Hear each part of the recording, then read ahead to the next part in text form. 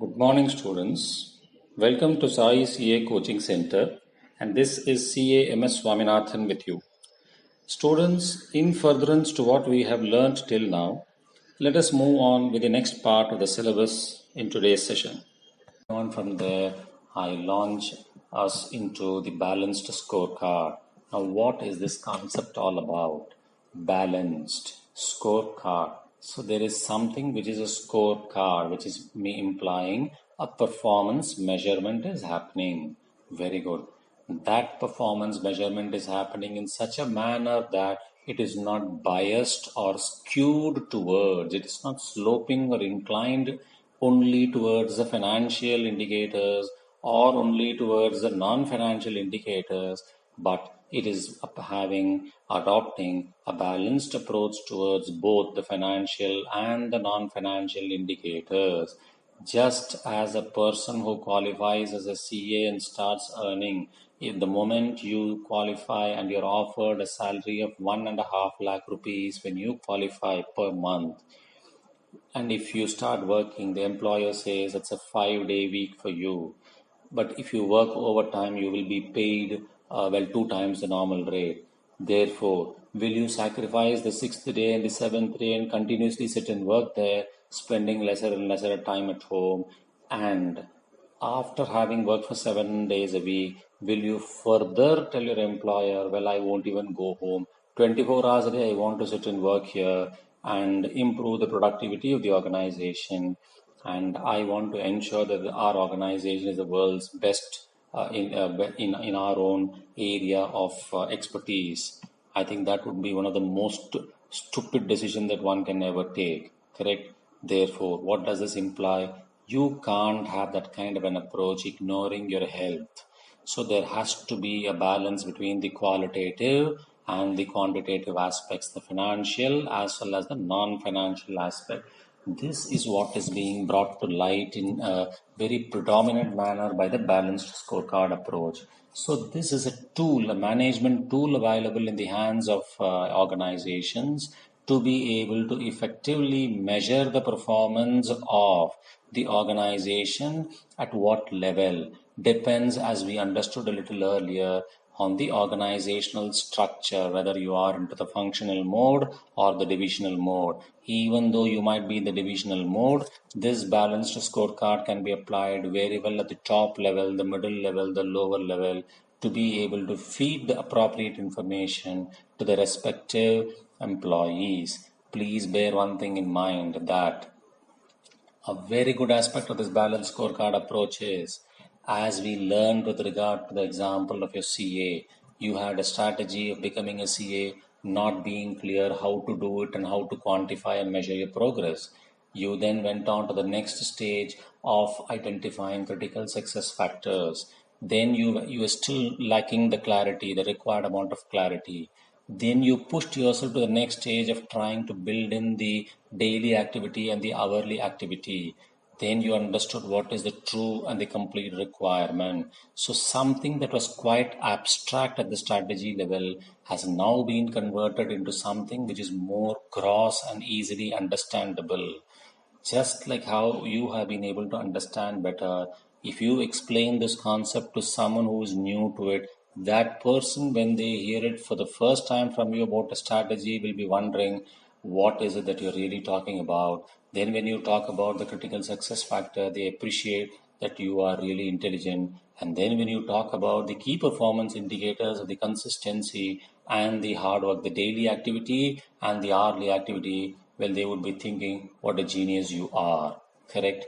Now, what happens is, you have been effectively able to communicate to the person who was not knowing anything about certain aspects which is quite abstract, okay, by making it crystal clear to them, which means they now are able to better understand and they will believe in it and start working towards that goal.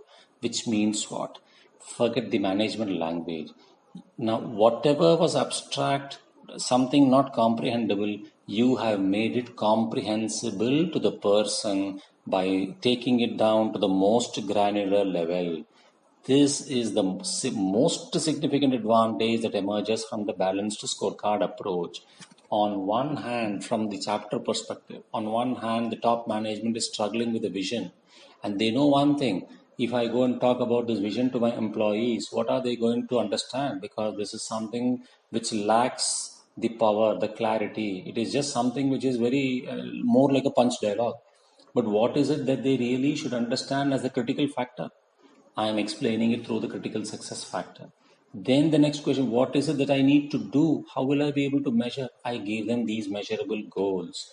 So you are actually translating something which is from the strategy, quite incomprehensible to the people at the lower level, and trying to make them understand, don't worry, the linkage is to the strategy. The first linkage is a critical success factor, which in turn is linked to your key performance indicator. So long as you keep delivering the key performance indicators appropriately, you don't have to worry. Automatically, the achievement of the KPIs will naturally result in the achievement of the CSF, which is the critical success factor.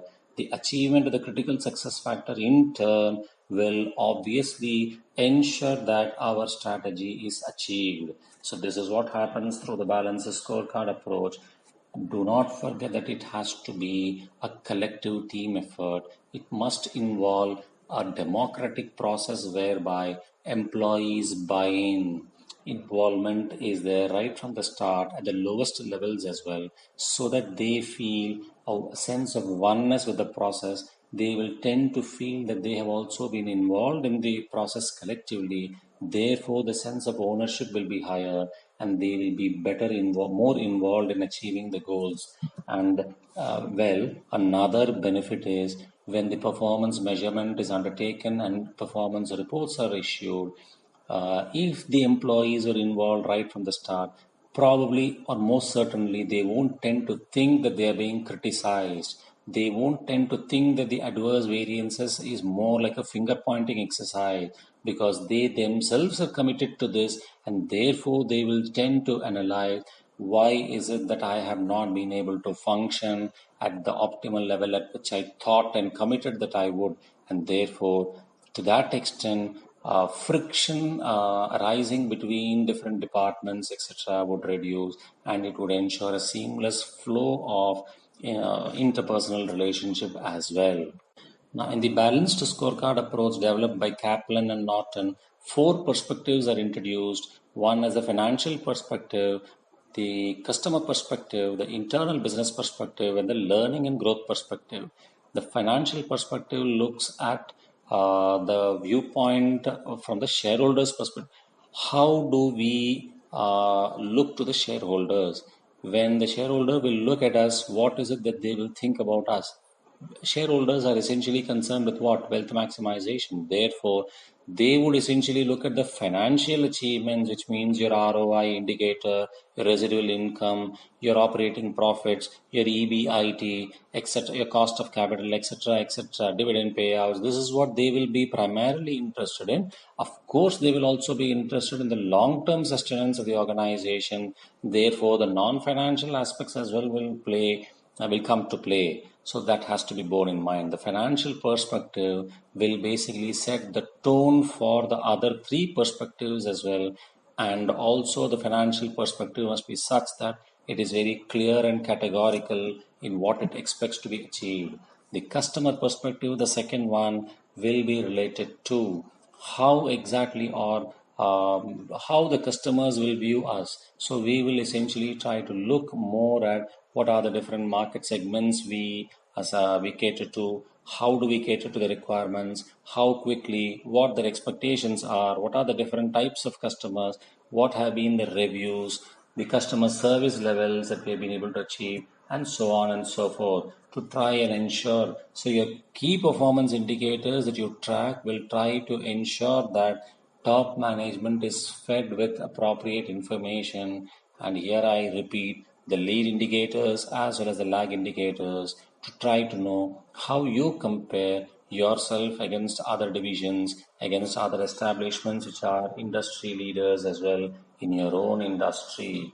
You have the internal business perspective, which is if I see the balanced scorecard is there to connect the strategy through the critical success factor to the KPIs. So ultimately, everything has to tie into my achievement of my strategy. Therefore, if I should be able to add value to my shareholder, if I should be able to add value to my customer, what are those things that I must be doing perfectly? Just as you have to work hard daily for so many hours qualitatively, you need to excel there. Similarly, the business also will have to look at where exactly must I excel.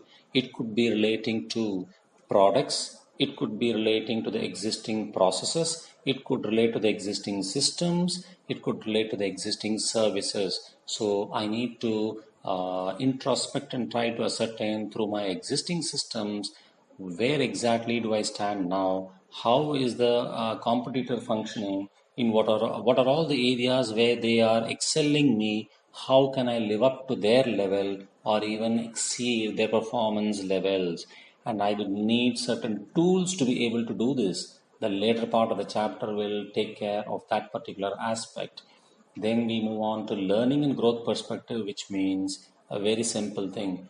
There will be no use in you trying to concentrate on adding shareholder value, customer value, and having fixed what are all those things where you need to be good if you can't ensure that this will function on a sustainable basis. We have understood that competitive advantage is something which must be sustainable, and sustainability arises only if your people, which is your employees, your systems, your processes, etc., are all kept as state of the art. They're trained well, the employees. They should be such that who are flexible enough, adaptable enough to be able to provide solutions quickly in today's dynamically changing environment. All these things are being brought about through the balanced scorecard approach. And obviously, I repeat that the management will have to figure out what are all those critical success factors needed to be able to achieve these perspectives, and what would be the key performance indicators that we need to populate on the balanced scorecard. It's just a one sheeter which will give the total information, the macro perspective of how exactly our organization is performing at each level. Another model or concept that is introduced, if you go to page 18, you will notice this performance pyramid, which has been introduced by Cross and Lynch, also called as a strategic measurement and reporting technique. The concept is very simple, as depicted in the diagram on page 19, where you will see kind of a pyramid structure which is existing, tapering towards the top, or rather broadening towards the base. Now, if you look at it graphically, it's divided into two horizontal halves. The right hand side, which deals with the financial part, the left hand side is the market part, and on top is the corporate vision. So the vision is something set at the top level, which has to be converted into two aspects. One, how well can you cater to the external requirement, which is a customer, regulatory requirements, etc. Two is how well can you execute at your internal levels, which will be your financial part, the internal stuff. So there is an efficiency and there is an effectiveness which will be involved. Now, with regard to the market stuff, it relates to the customer satisfaction. How well are you able to achieve customer satisfaction? Because that will be the primary yardstick of your success. Two, how flexible are you in terms of meeting customer requirements? For example, customer, you are used to producing items in batches of 5,000 your numbers. Customer suddenly pops up and says, I need a batch size of only 1,000 or 10,000. Are you able to adapt? Or the customer says, I need this kind of a packaging to be done. Would you be able to satisfy my requirement? So that bit of flexibility, what sort of quality standards can you maintain, and delivery standards. How quickly will you be, or how promptly will you be able to deliver to the customer? What delivery channels you use? How safe it would be with the least damage being caused to the products being transported? The financial aspects, of course, you need to be flexible even over there. The productivity levels must be high, meaning optimal utilization of resources implying minimal wastage, and cycle time obviously indicating that the least cycle time should be taken to produce output. I hope that bit of explanation will be satisfactory for you to understand all about the performance pyramid model. And then we move on to the next concept, which talks about the building block model, which has been developed by Fitzgerald and Moon. This is essentially a model that was developed primarily having in mind the service sector, but different variations are used even for the manufacturing sector. Now, what is this model all about? On page 23, there's a very nice chart that has been presented diagrammatically to us. If one were to go and look at the chart and then go down below, we find that essentially there are three main components involved in the model, though there are a number of circles that are given. Primarily three different aspects. One is the standards, second one is the dimensions, the rewards. Okay, now these three will be discussed a little bit at length down below. What is the standard all about? And this model, it says, if you look at the diagram, standards has three subcategorizations. One is equity, one is achievable, one is ownership. Now, when standards are being set from a performance achievement perspective, it must be equitable, meaning there must be no sense of partiality. All must be treated, each one must be treated equally. There should not be any preference given to any party vis-a-vis the other. Now, these measurements that are being given, achievements, standards that are being given, must be something which is realistic and achievable. If not, the concerned staff will lose interest because it's something which is not achievable or impossible to achieve. Therefore, no point trying. And then there must be this ownership, as I said to you. They should have been involved in the process whereby they will have the sense of belongingness, which will help the employees to easily work towards the goal without much of authoritative rule being enforced upon them by the senior management. Then we move on to the third aspect, which is your rewards. The rewards, the kind of characteristics it must have must be really clear. If the employee is not clear about the reward that will be given to them, if there is a lot of ambiguity, then what happens is they lose interest in that. Imagine a study material which you read, which is not very clear. Obviously, you tend to become ambiguous and you lose interest in it. And reward must be such which is motivating as well. So it's not something which makes the person feel, I think enough is enough. Let's not work beyond this. It should motivate the staff to work more, so that helps the organization probably grow exponentially as well, or as a natural extension. Then rewards must also be having the characteristic of controllability, meaning reward must be given only with regard to aspects which are within the control of the employee. Something which is not within the control of the employee, they should not be penalized. They should only be penalized for something over which they have a control and they have mismanaged it, right? Then we move on to the other aspect of this model, which relates to dimensions. Dimensions broadly refers to the goals of the business, which again gets mapped to the CSF, the critical success factor, the KPI. Now, these dimensions are looked at in two ways. One, what are all those aspects which go to influence the achievement of the result? Okay, is one thing which is called as a determinants, and two is the result aspect itself. The determinants are those factors which go to influence the result. For example, four of them have been listed very aptly. Quality. The lesser the quality, the lower the quality, obviously the result is going to get negatively impacted. Flexibility. If our organization is able to function in a very flexible manner, in a very adaptable manner, obviously we will be able to better compete and survive compared to our competitors who might lack this flexibility. 3, innovation. Obviously, if I am able to have a higher level of innovation in my organization through my research and development vis-a-vis my competitor, customers would obviously flock to me. Resources utilization. If I could probably utilize my resources in a much more efficient and effective manner vis-a-vis my competitor, to that extent I will be able to enjoy better financial leverage. Correct? So that's again another point. And then comes the results where two kinds of aspects are involved: the financial performance measurements and the competitive performance, which is financial, of course, is again our internal stuff, the ROI, the residual income, etc., net profits, and so on and so forth. The competitive performance indicates how do I compare with regard to certain aspects or standards vis-a-vis the competitors. For example, how much time do I take to service my customer vis-a-vis my competitor? I am Saravana Bhavan, for example, and it's just an assumption, huh? It's a hypothetical Saravana Bhavan, not the real Saravana Bhavan, okay, restaurant chain. So I am able to service my customer in, let's say, 5 minutes with a plate of idli, whereas there's another restaurant by name Timbuktu restaurant started by me, which takes 1 hour to service the customer with a plate of idli. So competitive performance tries to measure these aspects as well as the qualitative aspects as well.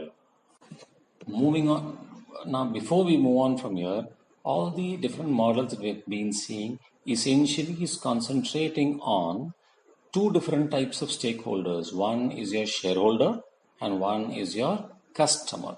These are the two different stakeholders that the balanced scorecard approach is looking, the pyramid model as well as looking at.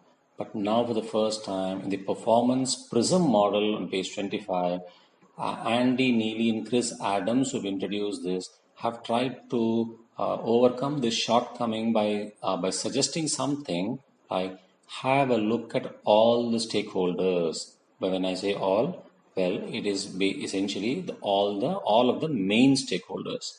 Okay, it's not that Tom, Dick, and Harry will be included. Okay, insignificant stakeholders also are not considered. So significant stakeholders are basically considered, which will certainly be more than the shareholders and customers. For example, it could be, let's say, the employees, it could be the regulators, it could be your bankers, etc. Okay, so there could be several stakeholders in the government.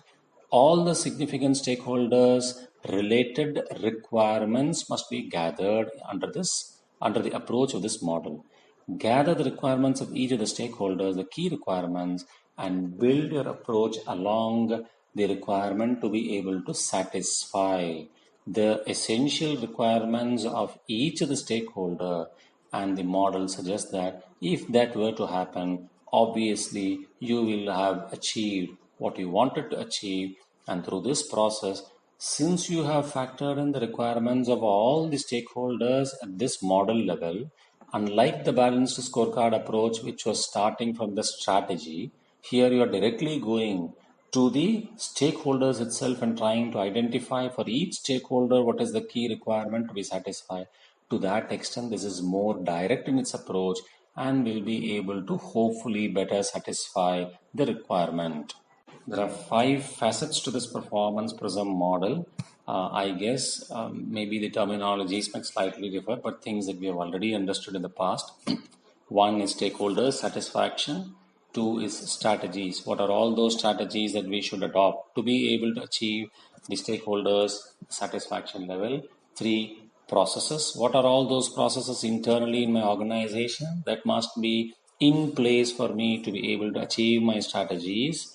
For capabilities, to be able to ensure that the processes function appropriately, what are all those capabilities from an organization, from a system perspective that I must possess in my organization, such that the processes do not fail, to help me achieve my strategy and my customer satisfaction level. And fifth one, stakeholders contributions. What are all those things that we might require even from our stakeholders to be able to help achieve the satisfaction level in terms of inputs, etc.